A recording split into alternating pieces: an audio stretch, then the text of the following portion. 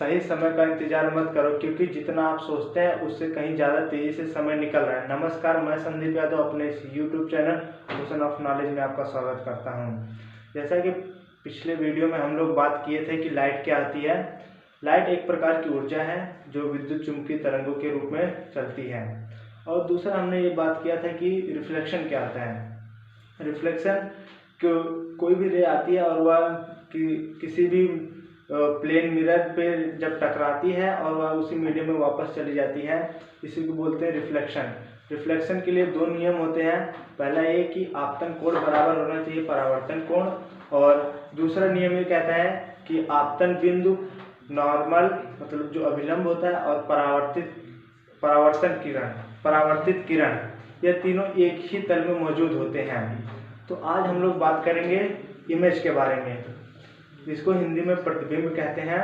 जैसा कि हम लोग शीशे अक्सर मिरर में देखते हैं, जो भी हम देखते हैं मिरर में वह हमारी एक इमेज होती है। तो इमेज किसे कहते हैं? कोई जब प्रकाश किरण किसी वस्तु के बिंदु से निकलकर जब वह परावर्तित होती है, परावर्तन के बाद वह किसी दूसरे पॉइंट पर मिलती है या किसी दूसरे पॉइंट से आती हुई प्रतीत होती है, तो यह जो दूसरा पॉइंट होता है यह पहले पॉइंट का प्रतिबिंब होता है। तो जो इमेज होती है दो टाइप की होती है, पहला real image and second virtual image. तो पहले बात करते हैं रियल इमेज क्या होती है। रियल इमेज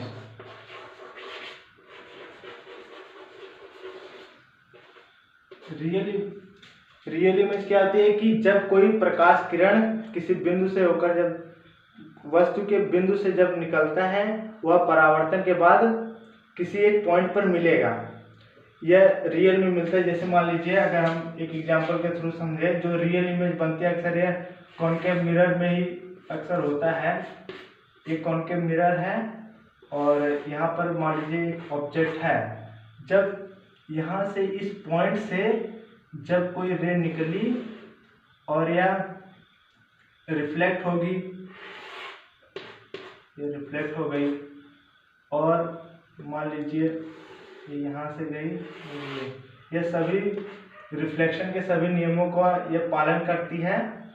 और ये जो पॉइंट यहाँ पर जो मिल रहा है, ये क्या कहलाएगा कि इस जो ये ऑब्जेक्ट है इसकी ये यहाँ पर एक इमेज बन रही है।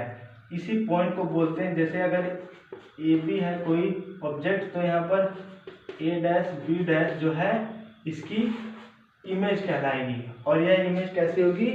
रियल इमेज होती है। दूसरा बात करेंगे वर्चुअल इमेज की।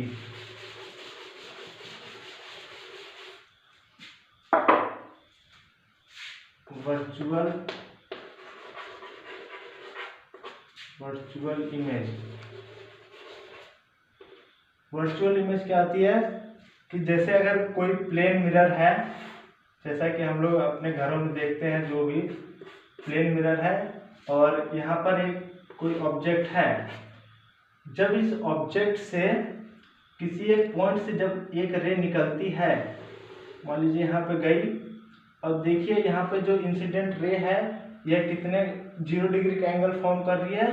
तो ये जो रिफ्लेक्शन जो परावर्तन कोण होगा यह भी 0 डिग्री का ही होगा। और दूसरी रे अगर हम लोग कंसीडर करें, यहाँ पे आई, जितना ये एंगल बनाएगी उतना ये भी एंगल बनाएगी।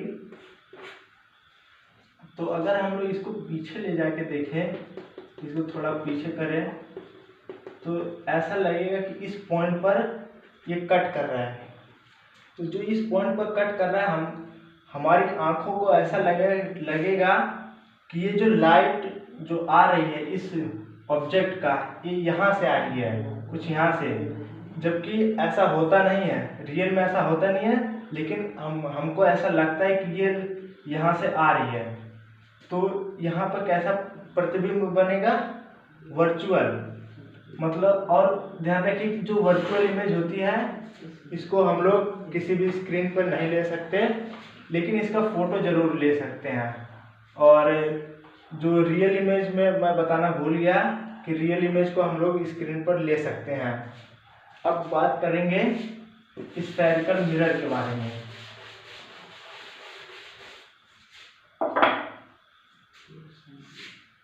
स्फेरिकल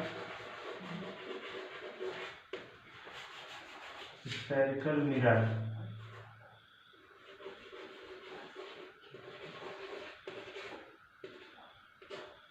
स्फेरिकल मिरर क्या होता है कि कोई भी आप कांच ले लीजिए, वह एक खोखले गोले के टाइप का है, मान लीजिए कुछ इस टाइप से है, और इसको हम लोग एक तरफ पॉलिश कर दें, मान लीजिए इधर से पॉलिश कर दिया गया, तो यह क्या कहलाएगा, यह एक स्फेरिकल मिरर होगा। Spherical mirror there are two types, first is concave mirror, concave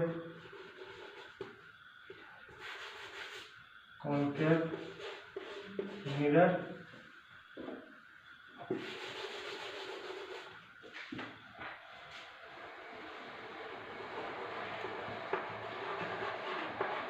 concave mirror. दूसरा होता है कॉन्वेक्स मिरर। पहले बात करते हैं कॉनकेव मिरर क्या होता है। कॉनकेव मिरर मतलब जिसका परावर्तक पृष्ठ अंदर की तरफ हो। जो ये हमने स्फेरिकल मिरर लिया, इसमें हमने अगर इस साइड से पॉलिश कर दे, उसके उभरे हुए भाग पे अगर आप पॉलिश कर देते हैं, तो इसका जो ये अंदर वाला जो पोर्शन होगा, ये वाला पॉइंट, ये क्या काम करेगा, रिफ्लेक्टिव प्लेन का काम करेगा। इसको बोलते हैं कॉनकेव मिरर। और जो कॉन्वेक्स मिरर होता है, इसको अगर हम लोग अंदर की तरफ ऐसे पॉलिश कर दें, तो इसका जो उभरा हुआ भाग होगा, यह क्या काम करेगा, यह रिफ्लेक्टिव प्लेन का काम करेगा। तो ये क्या हो जाएगा, आपका कॉन्वेक्स मिरर। अब इससे रिलेटेड कुछ डेफिनेशन है, उसको हम लोग बात करते हैं। सबसे पहले देखेंगे कि सेंटर ऑफ कर्वेचर।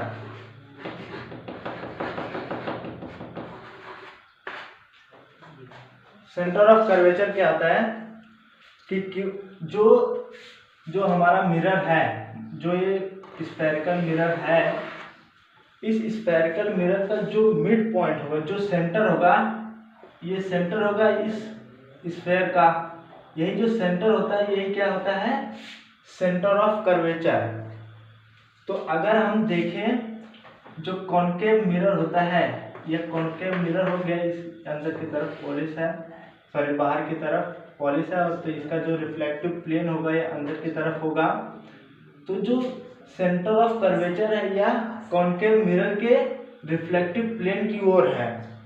और दूसरा अगर देखें, अगर हम लोग कॉन्वेक्स मिरर की लें, इसमें देखिए जो ये रिफ्लेक्टिव प्लेन यहाँ पे क्या है, बाहर की ओर है।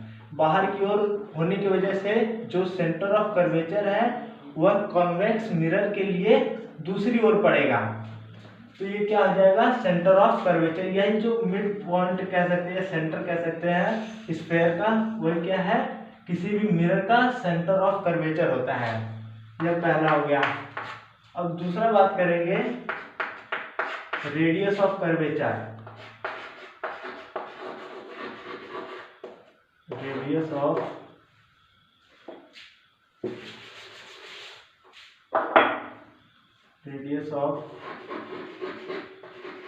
कर्वेचर।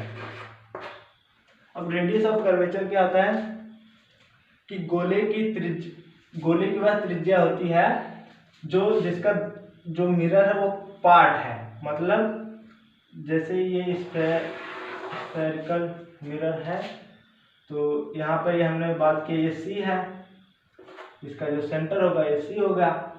और अब बात करनी रेडियस ऑफ कर्वेचर की, मतलब इस स्फेयर की जो रेडियस होती है, यही क्या कहलाएगी, मिरर की रेडियस ऑफ कर्वेचर। ये जो पॉइंट, ये जो है आप कह सकते हैं जो पीसी है, ये जो पीसी है ये क्या है, रेडियस ऑफ कर्वेचर है।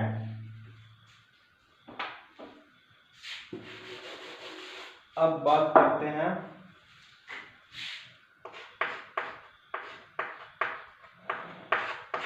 पोल क्या होता है।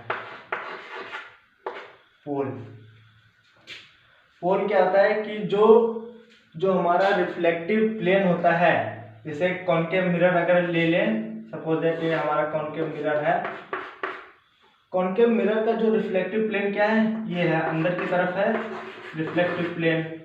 रिफ्लेक्टिव प्लेन का जो ये मिड पॉइंट होगा, मान लीजिए यही इसका कुछ मिड पॉइंट होगा, यही जो मिड पॉइंट होता है इसी को बोलते हैं पोल।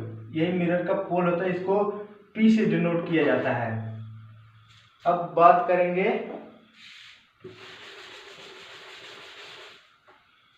चौथा point.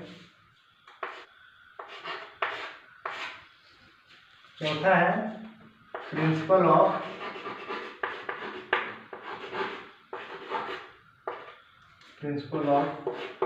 Axis.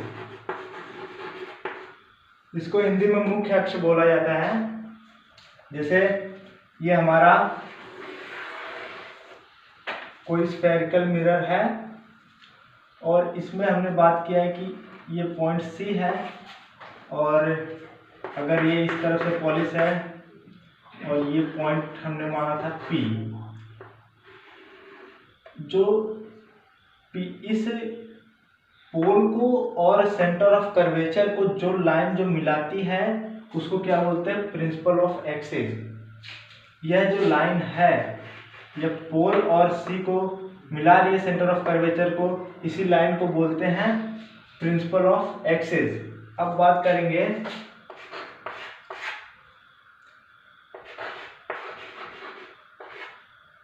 Principle of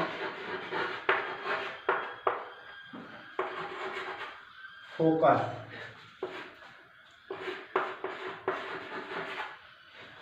principle of focus क्या होता है कि अगर हम कोई मान लीजिए कॉन्केव मिरर लेते हैं,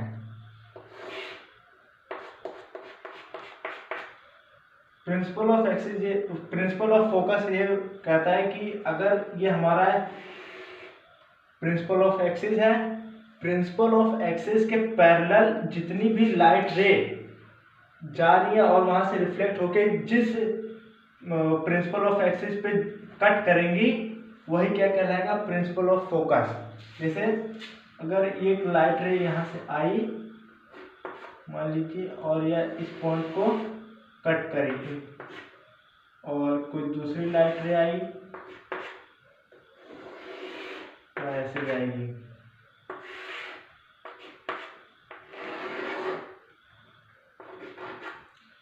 अब आप देख सकते हैं ये जो पॉइंट है, इसी पॉइंट पर सारी लाइन इंटरसेक्ट कर रही है, तो इसको बोलेंगे प्रिंसिपल ऑफ फोकस। अब बात करेंगे जो 6th पॉइंट होगा वो होगा फोकल लेंथ।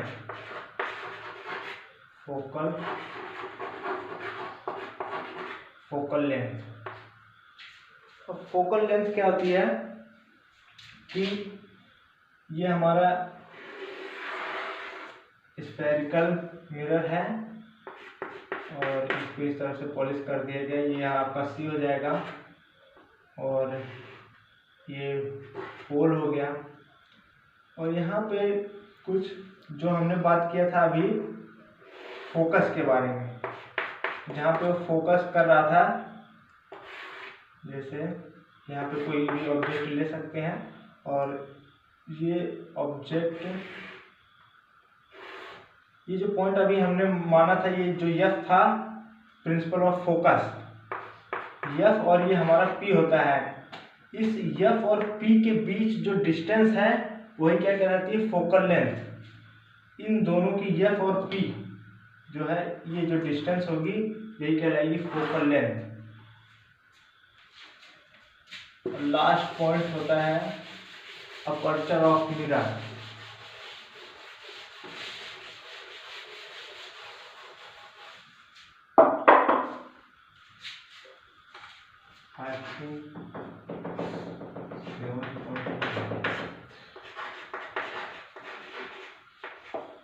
अपर्चर ऑफ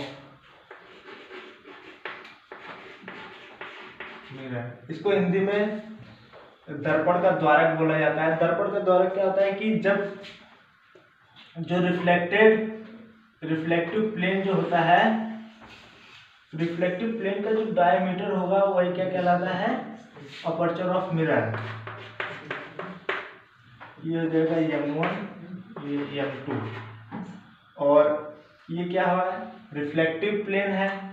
इस रिफ्लेक्टिव प्लेन से जो डायमीटर जो स्फीयर रहता है उसका जो डायमीटर रहता है वही क्या कहलाता है, अपर्चर ऑफ मिरर। अब बात करते हैं जो भी इमेज वगैरह प्राप्त होती है हमको कॉन्केव किसी भी मिरर से, उसके लिए क्या लॉ है, तो लॉ के बारे में बात करते हैं। पहला ये, अगर कोई रे, मान लीजिए ये कॉन्केव मिरर है, ये हमारा P होता है, ये पॉइंट P, और ये पॉइंट हो गया F, और यह पॉइंट C। अगर कोई भी लाइट रे ये जो आपका प्रिंसिपल एक्सिस इसके पैरेलल आएगी, अगर वह पैरेलल आएगी तो वह फोकस से गुजरेगी, इस फोकस से। पहला नियम ये कहता है कि अगर कोई भी लाइट रे पैरेलल आ रही है प्रिंसिपल एक्सिस के तो वह फोकस से गुजरेगी। दूसरा ये है कि, और अगर इसको हम लोग ये कॉन्केव मिरर में हो गया, अगर कॉन्वेक्स मिरर में देखेंगे तो आप देख सकते हैं कॉन्वेक्स मिरर में कोई भी लाइट रे ऐसे पैरेलल आएगी। अब देखिए इसको आप इसको थोड़ा आगे बढ़ा दीजिए, तो इधर कहीं F होगा, इधर C होगा, तो लाइट रे इधर से बाउंस बैक हो जाएगी और यहाँ पे इस पॉइंट पर ऐसा प्रतीत होगा, यहाँ पर ये मिलेगी, ये वर्चुअल टाइप में हो जाएगा। ये कॉन्वेक्स मिरर के लिए हो जाएगा और ये कॉन्केव के लिए। दूसरा बात करते हैं कि पहले कॉन्केव मिरर के लिए ही, ये हमारा F हो जाएगा और ये है C।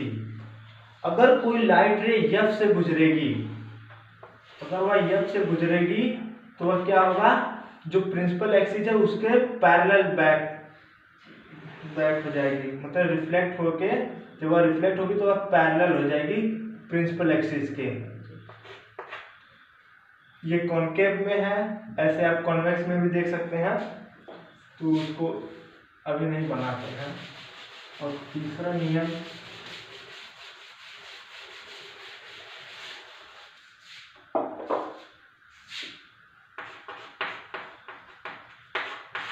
तीसरा है ये आपका हमारा F हो गया या C।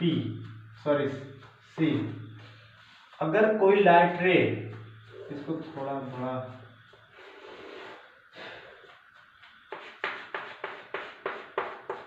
अगर कोई लाइट रे इस सेंटर ऑफ कर्वेचर C से गुजरेगी तो वह उसी दिशा में वापस हो जाती है,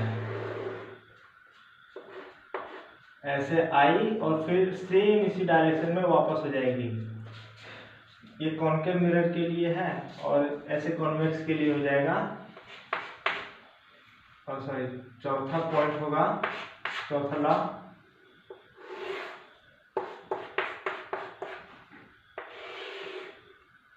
ये F हो गया, या C, P। अगर कोई लाइट रे इस P पर जा रही है, जितने का एंगल यहाँ पे बनाएगी, जो एंगल ऑफ इंसिडेंस होगा उतना ही एंगल यहाँ पर भी फॉर्म होगा, कुछ इस टाइप से। आपको पता है कि जो लॉ ऑफ रिफ्लेक्शन क्या कहता है कि I इक्वल टू होना चाहिए R। तो अगर कोई P पर जाएगा तो सेम जितने एंगल पे जाएगा उतने ही एंगल पे रिफ्लेक्ट हो जाएगा। अब ये तो लॉ हो गए। अब हम लोग बात करेंगे कि कॉन्केव मिरर में इमेजेस कैसे बनती हैं, किस टाइप की, वर्चुअल बनेगी कि रियल बनेगी। ये इमेजेस की बात कर लेते हैं। इन कॉन्केव मिरर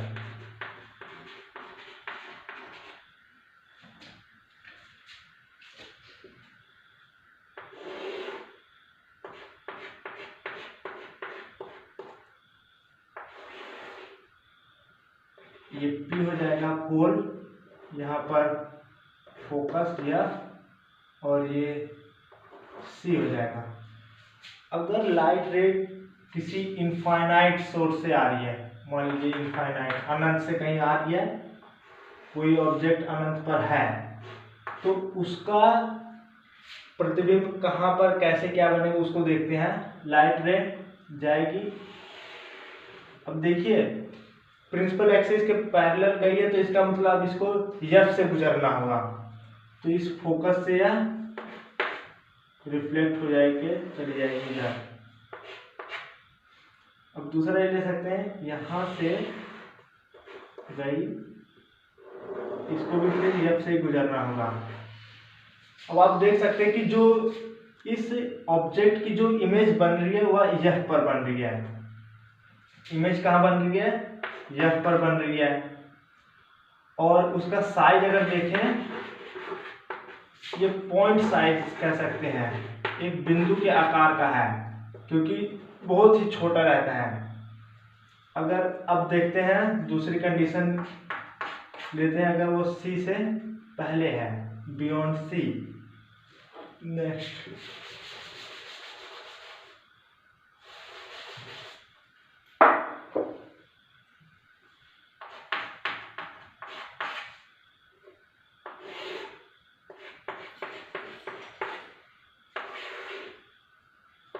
P हो जाएगा, यहाँ पर F और ये हम C।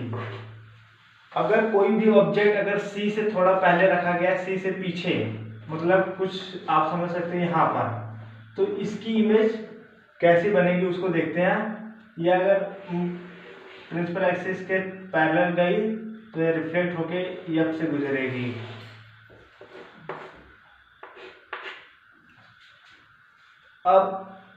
अब देखो, इसको अगर हम लोग C से गुजारेंगे तो उसी डायरेक्शन में रिटर्न हो जाएगी। तो जो इमेज जो बन रही है वह C और F के बीच में बन रही है, और जो ऑब्जेक्ट है वह उसकी अपेक्षा जो इमेज बन रही है वह छोटा बन रही है, ये छोटी बन रही है। इसका मतलब इसका जो पोजीशन ऑफ इमेज कह सकते हैं वो C between C and F। जो इमेज की पोजीशन है वो C और F के बीच में है। और इसका साइज देखें, साइज यह छोटा होगा,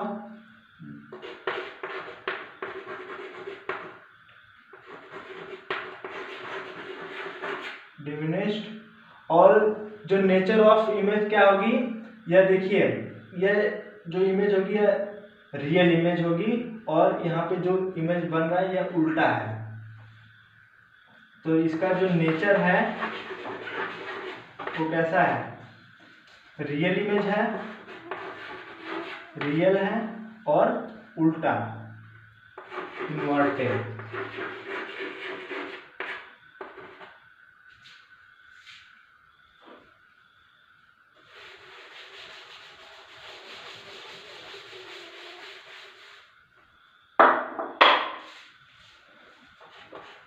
तीसरा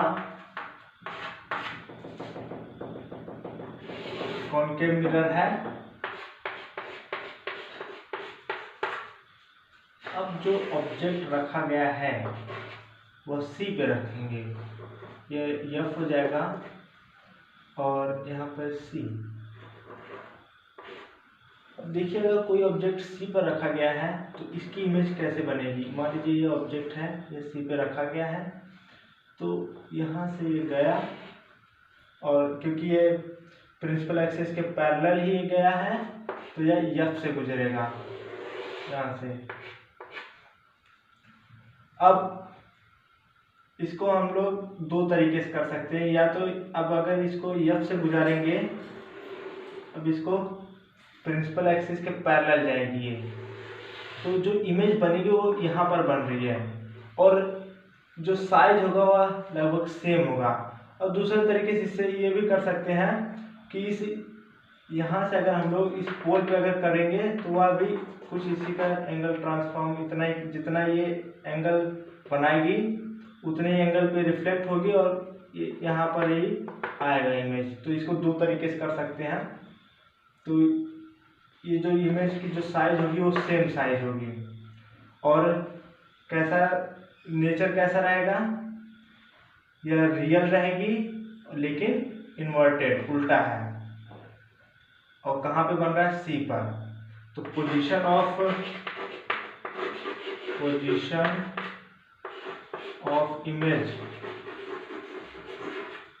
इमेज की पोजीशन कहाँ पर है, सी पर। आप सी पे कह सकते हैं। और साइज क्या है इसका, साइज जो है सेम साइज की है, जितना ऑब्जेक्ट का ये जो साइज है उतने ही साइज की यहाँ पर इमेज बनेगी, सेम साइज।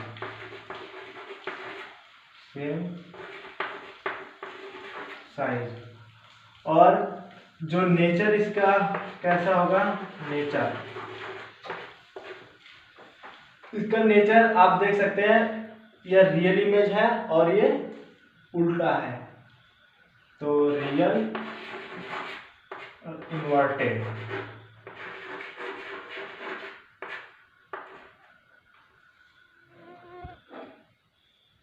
अब बात करते हैं सी और एफ के बीच अगर कोई ऑब्जेक्ट रखा गया तब कैसी इमेज बनेगी।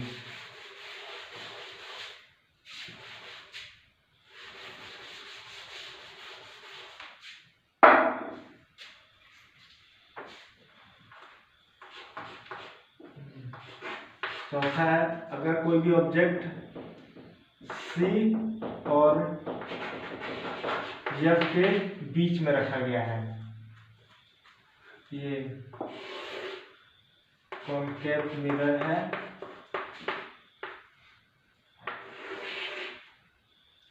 सी हो जाएगा और यहाँ पर ये एफ और यह सी। अब कोई ऑब्जेक्ट अगर सी और एफ मतलब सेंटर ऑफ कर्वेचर और फोकस, जो प्रिंसिपल फोकस इन दोनों के बीच अगर रखा गया है जो ऑब्जेक्ट, उसकी इमेज कहाँ पर बनेगी। देखिए ये प्रिंसिपल एक्सिस के पैरेलल है, इसका मतलब फोकस से गुजरेगी इधर।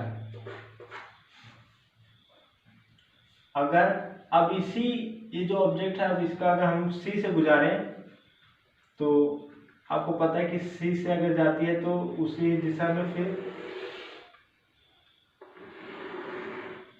कुछ इस टाइप से बनेगा। अब आप देख सकते हैं जो इमेज बन रही है वो कुछ यहाँ पर बन रही है और इसका जो साइज है इन कंपैरिजन ऑब्जेक्ट के बड़ा है।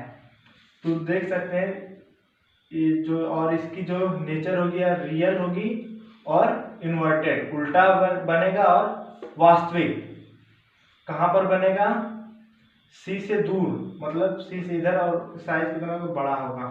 तो पोजीशन दे सकते हैं, पोजीशन इसकी जो होगी ये बियॉन्ड सी हो जाएगा और इसका जो साइज होगा वह बड़ा होगा, एनलार्ज्ड। और इसका नेचर क्या होगा, नेचर भी वही रियल हो जाएगा, रियल और इन्वर्टेड, वास्तविक और उल्टा प्रतिबिंब मिलेगा।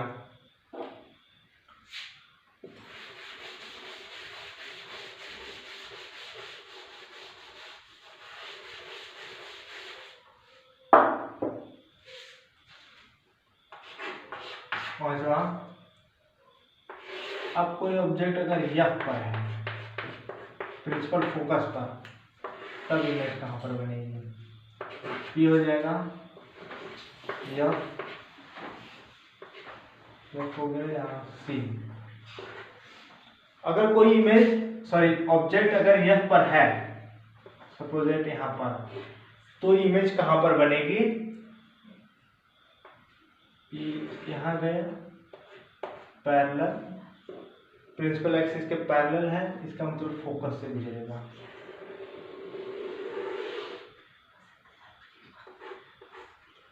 और अब इसको अगर हम सी से गुजार दें कुछ इस टाइप से, तो देख रहे हैं कि ये जो लाइन है ये कहीं इनफाइनाइट पे जाके इंटरसेक्ट करेंगी। इसका मतलब जो पोजीशन हो जाएगी, इमेज की जो पोजीशन होगी वो आप कह सकते हैं इनफाइनाइट, कहीं इनफाइनाइट पे जाके इंटरसेक्ट करेंगी। और जो साइज होगा, और साइज जो होगा वो भी काफी बड़ा होगा।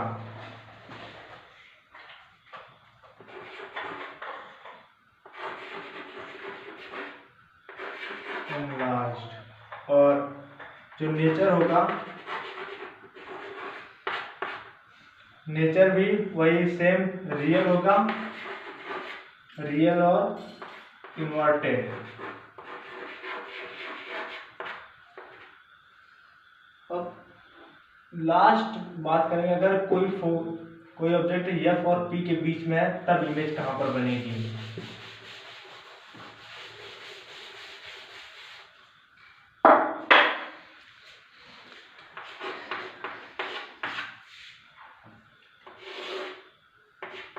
ये कॉन्केव मिरर हो गया, और ये P है पोल, यहाँ पर फोकस F हो गया, और ये C। अगर कोई ऑब्जेक्ट F और P के बीच में है, सपोज दैट यहाँ पर, तो इमेज कहाँ पर बनेगी?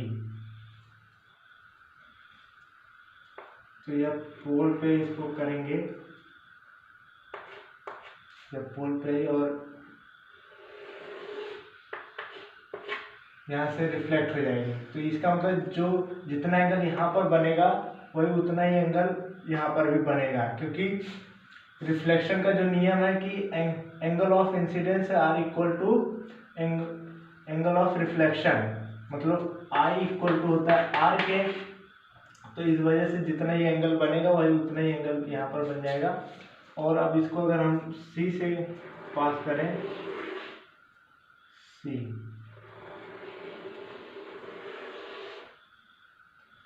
तो यहाँ से गई और यहाँ से बैक हो जाएगी। अब अगर ये जो रे है इसको अगर हम पीछे करें, तो यह कुछ जाके इधर कहीं मिलेगा,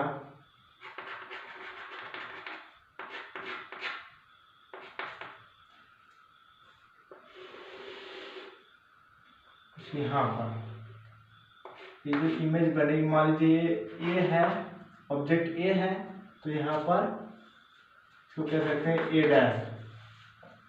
ये जो इमेज जो बनी है, ये पोजीशन ऑफ इमेज कह सकते हैं। इस इमेज की पोजीशन कहाँ पर है? Behind the mirror, behind the mirror. और इसका जो साइज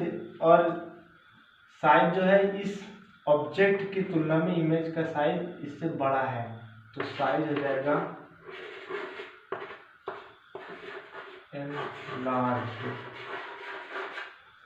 और नेचर कैसा है?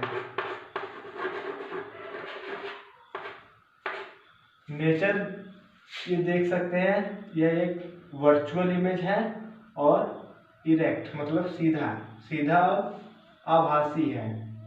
Virtual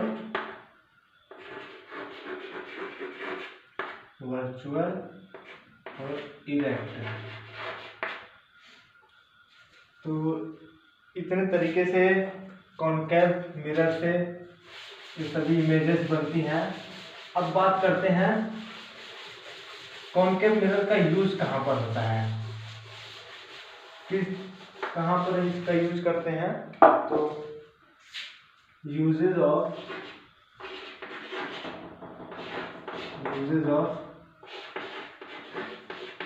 concave mirror. Concave mirror का यूज कहाँ पर होता है, यह ज़्यादातर सर्च लाइट या टॉर्च जो हम लोग बेसिकली जो यूज करते हैं, और आप देख सकते हैं जो भी गाड़ी में जो हेडलाइट वगैरह जो लगी रहती है उन सब में कॉनकेव मिरर का यूज होता है। और अक्सर जो दांत वगैरह के जो डॉक्टर होते हैं वह भी इसका यूज करते हैं, क्योंकि इससे जो इमेजेस जो बनती है ये एक ही जगह पर फोकस करता है, इसलिए इसका यूज करते हैं ज़्यादा टॉर्च वगैरह में। अब बात करेंगे कॉन्वेक्स मिरर के थ्रू किस टाइप की इमेज बनती है। अब एक कॉन्वेक्स मिरर है, इसका यह इस साइड से पॉलिश किया जाता है और मान लीजिए ऑब्जेक्ट जो है वह इनफाइनाइट पे है, कहीं अनंत पर है ऑब्जेक्ट, ये रखा गया है और इसको हम आगे और बढ़ा लेते हैं। ये हमारा एफ हो जाएगा और ये तो पॉइंट पी है ही, ये पी है और यहाँ पर सी हो जाएगा। जब इनफाइनाइट से जब रे आई, अब देखिए ये जो प्रिंसिपल एक्सिस है उसके पैरेलल है, इसका मतलब इसको फोकस से होकर जाना चाहिए या होकर जाती हुई आपको प्रतीत होगी।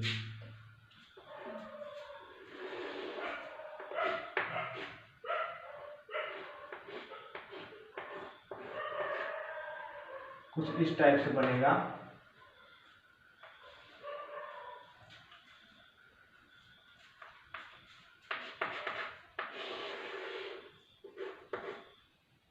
और यह ऐसे रिफ्लेक्ट हो जाएगी और यह भी फोकस पर जाकर मिलेगी। तो आप देख सकते हैं अगर कोई भी ऑब्जेक्ट इनफाइनाइट पर है, अनंत पर अगर रखा गया है, तो कॉन्वेक्स मिरर में जो इमेज जो बनेगी वह वर्चुअल बनेगी और बहुत ही इसका जो साइज होगा बहुत ही छोटा होगा। तो इसकी पोजीशन अगर देखें, इसमें पोजीशन जो होती है वह एफ पर है, मतलब जो प्रिंसिपल फोकस है उस एफ पर है, एफ पर। और इसका साइज देखें, साइज बहुत ही छोटा है, मतलब हाईली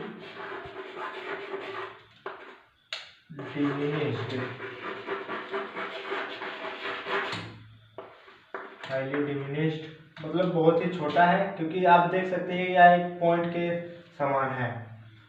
और इसका नेचर कैसा है,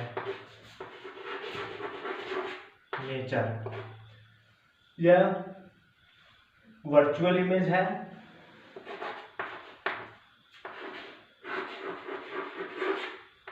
वर्चुअल और सीधा कह सकते हैं डायरेक्ट।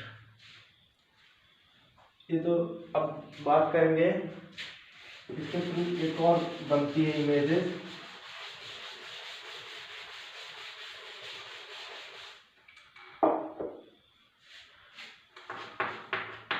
दूसरा क्या है, अगर कोई भी ऑब्जेक्ट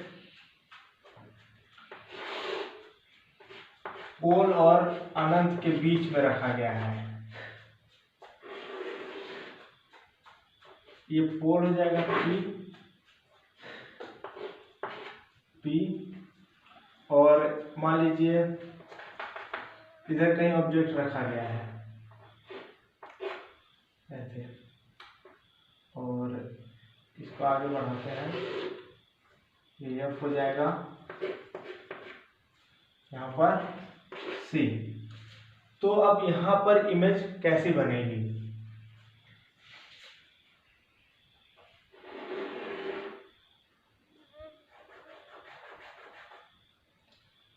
इसको अगर हम लोग सी से गुजारते हैं,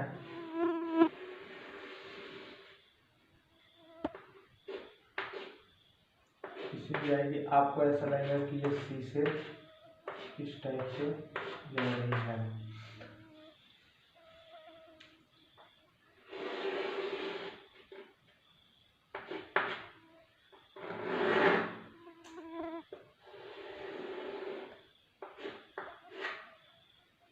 और ये फोकस से जाएगी क्योंकि पैरेलल है, तो इमेज जो बन रही है वो यहाँ पर बन रही है। तो इमेज का जो साइज है वो क्या है, इस ऑब्जेक्ट की तुलना में काफ़ी छोटा है। और कहाँ पर बन रही है, ये मिरर के पीछे बन रही है। कैसा है, वर्चुअल है और सीधा है। तो कह सकते हैं पोजीशन इसकी कहाँ है, पोजीशन हो जाएगी आपका behind the mirror, behind the mirror, behind the mirror. और P और F के बीच में, ये जो आपका पोल और F के बीच में है, और इसका जो साइज हो जाएगा, साइज छोटा कह सकते हैं।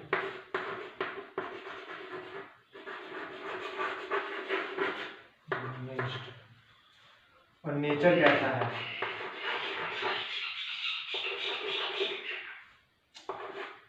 Nature,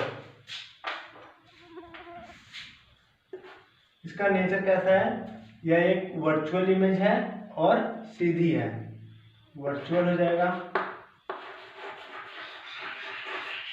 virtual image. तो ये हो गया कॉन्वेक्स मिरर के द्वारा जो इमेज जो बनती है। अब इस कॉन्वेक्स मिरर का यूज कहाँ पर होता है,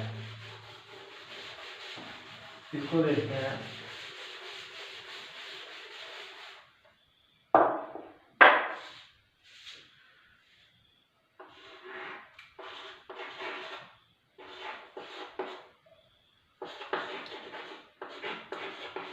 uses of convex mirror. Convex mirror का यूज कहाँ पर होता है, इसका ज़्यादातर यूज जो साइड मिरर होता है गाड़ियों में, उसी में किया जाता है। क्योंकि ये क्या करता है कि जो इमेज जो होती है उसको ये काफ़ी छोटा कर देता है और ये काफ़ी लार्ज एरिया भी कवर करता है। अगर हम लोग मान लीजिए कॉन्वेक्स मिरर ना रहता और हम लोग एक कोई प्लेन मिरर ले लेते हैं और उसको साइड मिरर के रूप में यूज़ करते, तो क्या होता है, अगर मान लीजिए कोई भी जो भी अगर पीछे जो भी गाड़ी वगैरह आ रही है उसका साइज काफ़ी बड़ा है और आपने प्लेन मिरर लगाया है, तो उस गाड़ी की इमेज तभी उस मिरर में आएगी जब वह इमेज जो मिरर है उस गाड़ी का हाफ होगा। मतलब अगर वो गाड़ी की साइज मान लीजिए 10 मीटर है तो आपका जो मिरर होगा वो 5 मीटर होना जरूरी है, तभी जाके वो पूरी गाड़ी आपके मिरर में आएगी, नहीं तो नहीं आएगी। तो इसलिए ज़्यादातर इसलिए कॉन्वेक्स मिरर का यूज़ किया जाता है, जो छोटे से में भी वो दिखा देता है पूरा और काफ़ी लार्ज एरिया कवर करता है। तो बस आज के लिए इतना ही, थैंक यू।